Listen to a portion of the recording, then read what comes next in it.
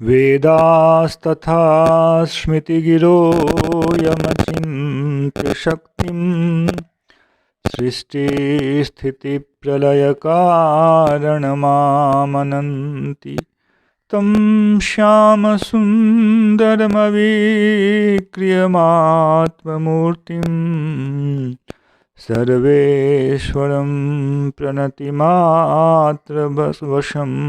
भजामः।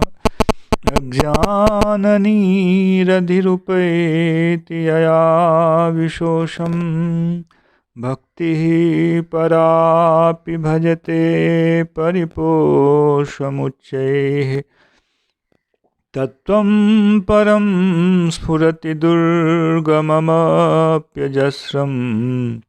साद्गुण्यभृत्स्वरचितां प्रणमामि गीताम् नारायणं नमस्कृत्य नरं चैव नरोत्तमं देवीं सरस्वतीं व्यासं ततो जयमुदीरयेत्।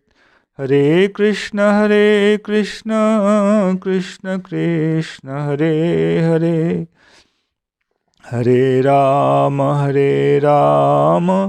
राम राम हरे हरे। गीता मंजरी का यह 78वां अंक है। हम लोगों ने पिछले अंक में देहनोऽस्मिन् यथा देहे श्लोक की चर्चा सुनी। प्रसंग हमारा गतासून अगतासूंस का चल रहा है। यह निर्धारित हुआ गत अशून कहने से भगवान देह को लक्ष्य न कर आत्मा को लक्ष्य कर रहे हैं, पर प्रश्न आएगा आत्मा को गतासून अगतासून ऐसा लक्ष्य करने का अभिप्राय क्या है। इसका अभिप्राय यह है, आत्मा स्वयं में एक चेतन तत्व है, किंतु उसमें प्राण नहीं होता है। गत असून अर्थात जिसमें प्राण नहीं हो, और अगत असून अर्थात जिससे प्राण नहीं गए हों अर्थात प्राण हो। ऐसी दो स्थिति आत्मा की होती है। आत्मा जब तक इस संसार के साथ संबंधित रहता है तब तक वह प्राण युक्त होता है, और आत्मा के प्राण युक्त होने के कारण ही उस प्राण पर आधारित होकर यह शरीर टिका हुआ रहता है। इसलिए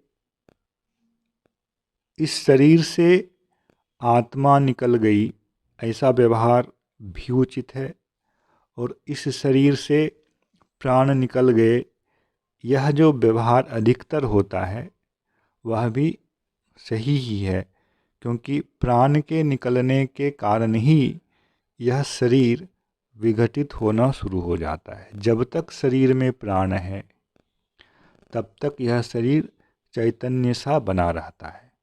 स्वाभाविक रूप में चैतन्य यह धर्म शरीर में नहीं होता है। प्राण आत्मा के साथ युक्त होता है, किंतु आत्मा में प्राण नहीं होता है। इस चीज को समझेंगे। शरीर के अपने कर्म फल के अनुसार शरीर को धारण करने के लिए प्राण नामक एक तत्व का होना आवश्यक है। इसलिए आत्मा के साथ प्राण संयुक्त होता है। अर्थात प्राण की उपयोगिता तभी तक है जब तक कोई आत्मा इस संसार चक्र में पड़कर विभिन्न प्रकार के देहों को धारण करता है। प्राण निकल जाना और नहीं निकलना, यहाँ प्राण से युक्त होना और प्राण से युक्त ना होना इस प्रकार से समझना चाहिए। गत अशून अर्थात जिस आत्मा के साथ प्राण का संयोग समाप्त हो गया है, और अगत अशून अर्थात जिस आत्मा के साथ प्राण का संयोग बना हुआ है। आत्मा की इन दोनों ही परिस्थितियों में पंडित लोग सोच नहीं करते हैं, यह भगवान कहना चाह रहे हैं। इस दृष्टिकोण से अर्जुन का शोक करना जो अभी भीष्म, द्रोण और स्वजन इत्यादि के लिए हो रहा है, उसकी पूर्णतः संगति हो जाती है। भगवान यह लक्ष्य कर रहे हैं, कुछ लोग निष्काम रूप से अपने स्वधर्म का पालन करते हुए इस युद्ध को करने वाले होंगे, और इस युद्ध में यदि वे मारे भी जाते हैं, तब भी यदि उसके शरीर से उसके प्राण का संयोग समाप्त हो गया, शरीर नहीं, क्षमा करेंगे, आत्मा से प्राण का संयोग समाप्त हो गया, तो वह संसार चक्र से बाहर चला जाएगा। और यदि ऐसा नहीं होता है, जब तक आत्मा के साथ प्राण का संयोग है, तो वह इस शरीर में रहे अथवा दूसरे शरीर में रहे, किसी भी स्थिति में पंडित व्यक्ति उसके लिए शोक नहीं करता है। शोक वही करता है जो आत्मा के साथ प्राण की युक्तता को ना देखकर केवल शरीर को देखता है। जब आत्मा का प्राण के साथ संयोग नहीं होता है, नहीं रहता है, तब वह स्थिति आत्मा की मोक्ष की स्थिति कहलाती है। आत्मा संसार के संबंध से, प्रकृति के संबंध से मुक्त होता है, और प्राण का संयोग रहना इसका प्रकृति के साथ संयोग को सिद्ध करता है। भगवान यह कहने का प्रयास कर रहे हैं, गत अशून अर्थात जिस आत्मा के साथ प्राण का संयोग समाप्त हो गया है, अर्थात वह मुक्त हो गया है, उसके लिए शोक करने का कोई विषय ही नहीं है।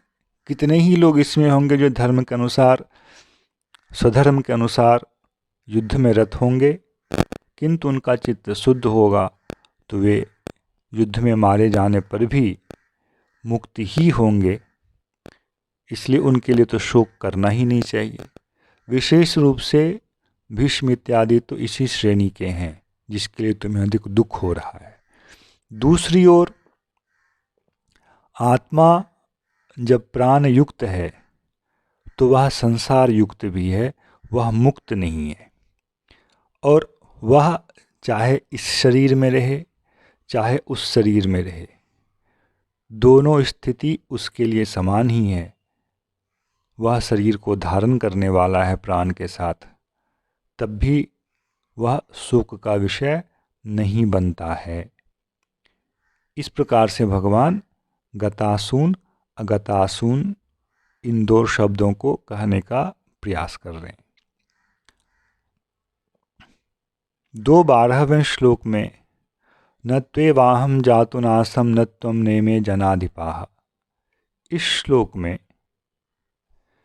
इसी दृष्टिकोण से भगवान ने सभी देहों में रहने वाले देही को, देही आत्मा को नित्य बताया।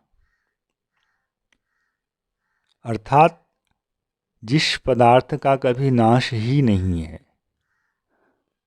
उसके लिए शोक क्यों किया जाए।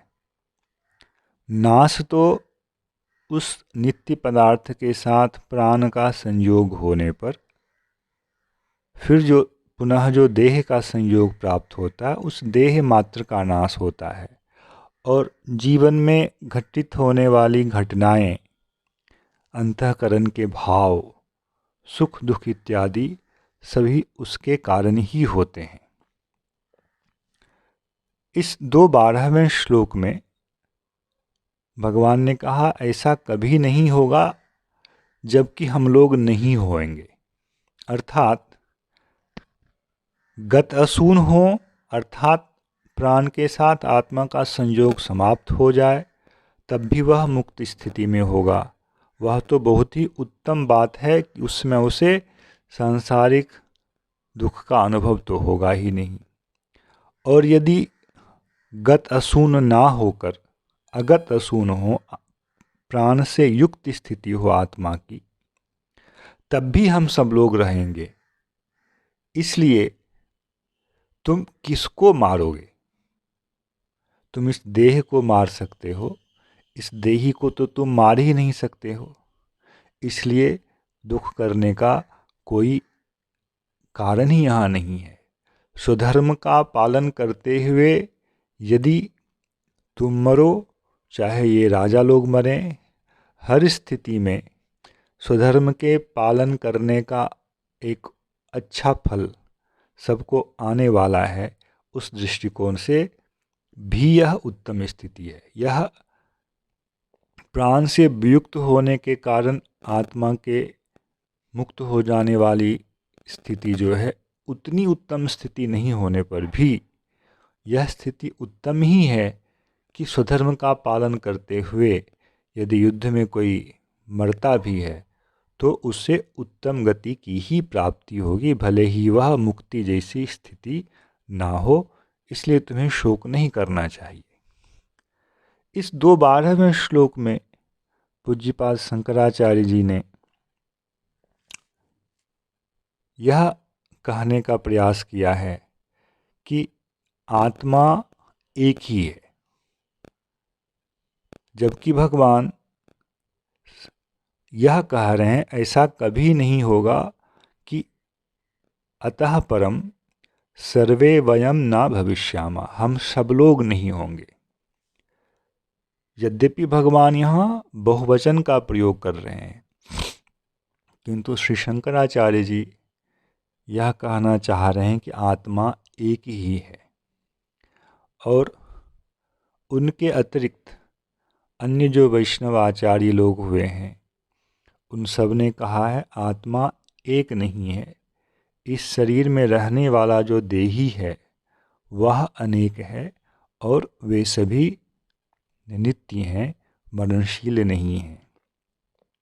इस 2 प्रकार की विचारधाराएं गीता को आधार बना कर हमारे सनातन धर्म के समाज में चल रही हैं, जहाँ देह में विद्यमान जो चेतन तत्व है, जिसे आत्मा कहा जाता है, वह एक ही है सभी देहों के अंतर्गत, और वह एक नहीं है, प्रति देह में वह भिन्न भिन्न है। यह दूसरा सिद्धांत है। किंतु भगवान सर्वे इस बहुवचन पद के द्वारा यह कह रहे हैं कि आत्मा, सभी देहों में जो रहने वाली आत्मा है, वह पृथक पृथक ही है, वह एक नहीं है। क्योंकि एक करने के सिद्धांत में श्लोक में जो मुख्य रूप से कहा गया है, साक्षात रूप से कहा गया है, उस अर्थ का संकोच करना पड़ता है और इसे साहित्य की दृष्टि से लक्षणा के द्वारा किया हुआ अर्थ ऐसा कहा जाता है। एक अर्थ होता है साक्षात, सुनने मात्र से जिस अर्थ की प्रतीति होती है उसे अभिधा, और जो सुन रहे हैं उसका जो साक्षात अर्थ है उसमें थोड़ा सा हमें परिवर्तन करके एक समीपवर्ती अर्थ पर जाना हो तो उसे कहते हैं लक्षणा। तो भगवान का जो अभिधा के द्वारा कथित अर्थ है वह तो यही है कि सभी देहों में रहने वाला जो चेतन पदार्थ है, जिसके साथ यह प्राण तत्व संयुक्त होता है, उसका कभी भी नाश नहीं है, शरीर का ही नाश होता है। इस प्रकार हमें गतासून और अगतासून इन दोनों शब्दों को समझना चाहिए, क्योंकि गतासून अगतासून इस शब्द के द्वारा यदि हम आत्मा को ग्रहण करते हैं तो शब्द ही स्वतः अपने आप जो है बहुवचन में है। प्राण युक्त आत्मा गतासून, इसका बहुवचन में भगवान ने प्रयोग किया है, इसलिए एक वचन का प्रयोग उतना, इसलिए एक ही आत्मा को मानना यह बहुत संगत नहीं प्रतीत होता है। जय श्री कृष्ण। हरे कृष्ण कृष्ण कृष्ण हरे हरे, हरे राम राम राम हरे हरे।